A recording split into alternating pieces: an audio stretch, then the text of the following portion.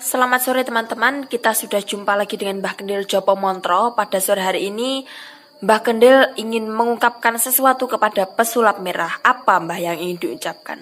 Saya menyesalkan sekali kepada tingkah Pak Karti atau tindakan-tindakan pesulap merah. Nggih. Sebenarnya saya sepakat kepada pesulap merah karena dia juga merupakan orang-orang yang peduli kepada rakyat, yang membongkar tentang penipuan-penipuan atau oknum dukun yang menipu. Itu saya sangat setuju sekali.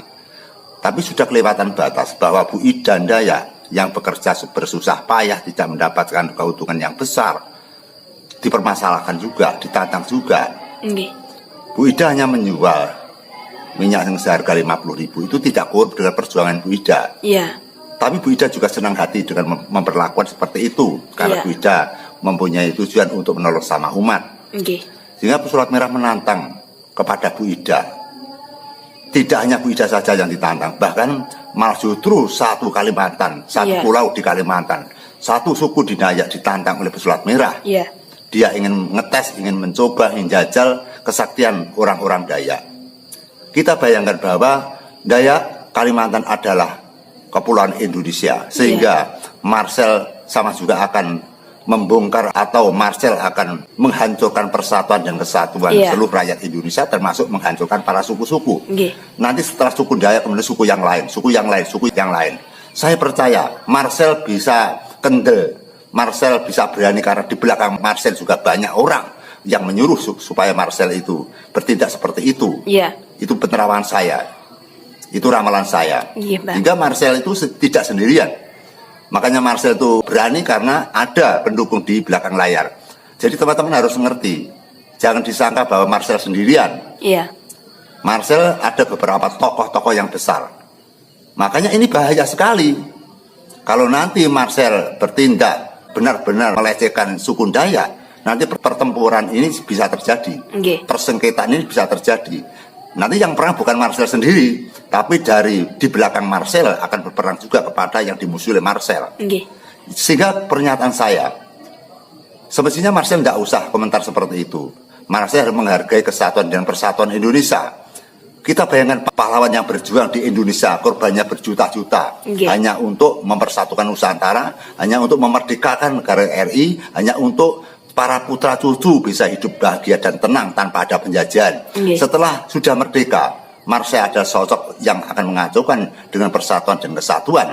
Sehingga seperti ini kepada Bapak aparat kepolisian, Bapak Koramil, Angkatan Darat, Angkatan Udara, apakah tidak ada benak untuk menyelesaikan masalah ini? Ini bukan masalah kecil.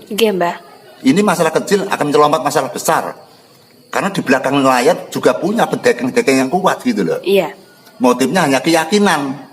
Jadi Marcel itu bukan masalahnya dukunnya yang dibongkar, tapi ada keyakinan yang ditunjukkan kepada masyarakat, ditunjukkan kepada Indonesia akan nurut seperti yang dimaksud keyakinannya grup pesulap merah gitu loh. Jangan dikira saya tidak tahu itu. Makanya saya komentar seperti ini. Sepertinya pesulap merah akan menantang orang sakti di Kalimantan, akan menantang orang sakti di Dayak, tapi minta dibiayai. Kok seperti pengemis? Katanya kamu sukses. Kenapa ke Kalimantan hanya berapa juta? Paling 10 juta. Kenapa tidak minta-minta?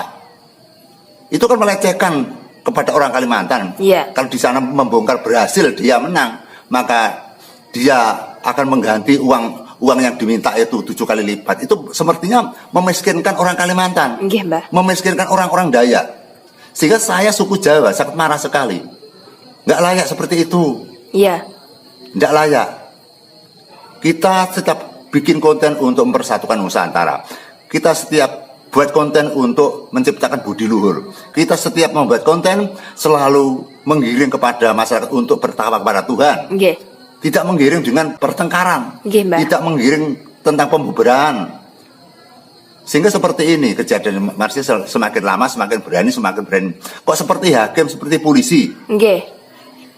Jadi tingkah pakartinya atau perilakunya pesulap merah kalau dibiarkan ini ngungkuli melebihi kapasitas polisi dan hakim. Jadi saudara-saudara harus mengerti tentang pesulap merah gitu loh. Orang semacam ini berbahaya sekali bagi negara gitu loh. Jadi yang berbahaya bukan teroris saja, ini juga orang bahaya gitu loh. Sehingga kita sebagai masyarakat Pulau Jawa sangat merasa direndahkan sama Marcel. Karena kenapa? Karena Dayak pun juga saudara kita, Kalimantan juga saudara kita. Leres, Mbah. Jangan seperti itu. Kalau toh Marcel ingin mencoba Yoni atau mencoba kegaiban, nggak perlu ke Kalimantan. Iya. Ke suku Jawa saja masih banyak sekali. Banyak. Cuma orang-orang Jawa yang punya di luar nggak berani nantang Marcel karena malu. Orang yang pamer kesaktian itu kan memalukan. Okay. Makanya nggak ada yang mendatangi Marcel gitu loh. Jangan dianggap orang Jawa itu nggak sakti gitu loh. Okay.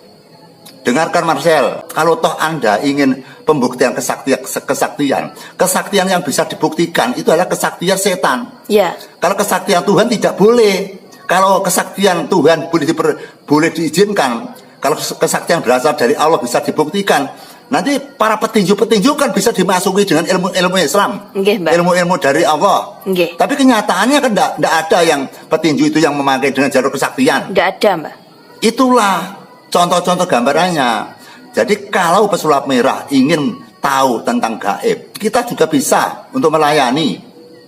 Saya juga punya sesuatu amalan atau ritual yang bisa dibuktikan oleh pesulap merah. Iya. Gitu. Saya tidak repot, hanya pesulap merah tidur saja, terus kepalanya saya kasih lampu yang bersinar itu 5 rublek, saya bacakan di telinganya. Nanti berapa bulan dia akan tahu hasilnya itu, hasil dari ritual saya. Iya. Saya juga punya andalan yang sakti-sakti, tapi saya malu bicara seperti ini. Okay. Saya bicara seperti ini karena marah hati saya itu. Okay. Saya nggak pernah jadi orang nantang orang gitu loh. Tapi kalau pesulap merah ingin tahu mantra-mantra atau doa-doa dari saya, boleh datang ke sini. Nggak lama, paling hanya 5 menit saja. Iya. Jadi pesulap merah ini tidur di lantai, saya tidur di depan pintu, saya kasih jarik, tutupi, di atasnya saya kasih lampu, saya bacakan Sangkan Paraning Dumadi Sastro Jendro Ayuningrat. Bagaimana nanti keadilan Allah? Iya. Allah akan bicara nanti atas kebenaran mantra-mantra yang saya bacakan. Tapi sebenarnya seperti ini saya tidak patut bicara seperti ini. Okay. Karena sosok paranormal yang ampuh, sosok paranormal Anda itu tidak boleh menantang orang, tidak boleh sombong, tidak boleh. Iya. Mengunggulkan ilmunya juga nggak boleh gitu Okay. loh. Maka jangan seperti itu. Saya mohon setelah kejadian konten ini dicabut, jangan disiarkan lagi, menyakiti. Iya, Mbak. Saya itu bukan suku Dayak, saya bukan orang Kalimantan, tapi Okay. hati saya sakit adanya penantangan pesulap merah seperti itu. Pelecehan, Mbak. Pelecehan itu. Dan saya pun juga terbiasa di Kalimantan. Iya. Saya juga pernah buka praktek di Kalimantan dengan perdukunan. Okay. Tapi selama saya buka praktek perdukunan di Kalimantan, tidak ada orang Kalimantan yang mengganggu saya. Iya. Itu tanda bukti bahwa orang Kalimantan berbudi luhur. Okay. Orang Dayak berbudi luhur. Jadi saya mohon dengan hormat dan sangat tawadhulah kepada Allah. Hamba-hamba Allah yang paling sempurna, yang paling baik adalah orang-orang yang mengalah. Iya. Orang-orang yang tidak menunjukkan kapasitasnya. Okay. Orang-orang yang menganggap kita ini bodoh. Jadi kalau kita sebagai hamba Allah yang baik itu, kita menganggap kita itu bodoh, kita itu miskin, kita penuh dosa gitu loh. Iya. Jangan merasa sok suci. Sebenarnya saya senang dengan perilakunya pesulap merah untuk membongkar kedok-kedok dukun yang menipu. Tapi ini sudah kelewatan, saudara. Okay. Sudah kelewatan. Semoga dengan adanya video ini pesulap merah juga melihat dan menonton dan mengakhiri pekerjaan dia nyulap, ya nyulap saja gitu. Yeah. Jangan ngobok-ngobok kapasitas orang lain. Kalau nanti ada pasien atau ada oknum-oknum dukun yang nipu kepada pasiennya, oknum-oknum dukun yang menipu kepada masyarakat, ini nanti kan ada yang mengurusi sendiri. Okay, Mbak. Bapak polisi, hakim dan sebagainya, dia bisa bekerja. Yeah. Apa gunanya kita punya polisi? Jadi tidak usah takut seperti itu gitu loh. Kenyataannya para dukun dan para sesepuh itu masih banyak dibutuhkan masyarakat juga. Okay. Bahkan pejabat pun masih banyak yang datang ke rumahnya paranormal, banyak yang datang ke rumahnya praktisi, banyak yang datang ke rumahnya bini sesepuh. Iya. Artinya masih berguna gitu loh. Okay. Jangan kamu lecehkan. Ibu di Ida Dayak itu sudah susah sekali. Okay. Saya itu menyembuhkan orang ya. Satu hari saja hanya 1-2 kali saja sudah capek sekali. Iya. Sehari saya menyelesaikan masalah pasien 1 kali saja, hanya 1 orang 2 orang, itu sudah capeknya bukan main tuh. Okay. Nah Bu Ida pada itu penanganannya dengan tenaga dan pikiran, Iya. dia berdiri 1 hari, hasilnya apa? Hanya menjual minyak itu modalnya berapa? Kan ada modalnya, Okay. bukan air biasa. Iya. Nah ramuan-ramuan kan juga beli, berapa? selisihnya? Berapa untungnya Bu Ida? Iya. Bu Ida juga tidak punya rekening. Tidak mungkin Bu Ida itu akan menipu. Ini juga ada lagi konten-konten yang mengaku Bu Ida daya.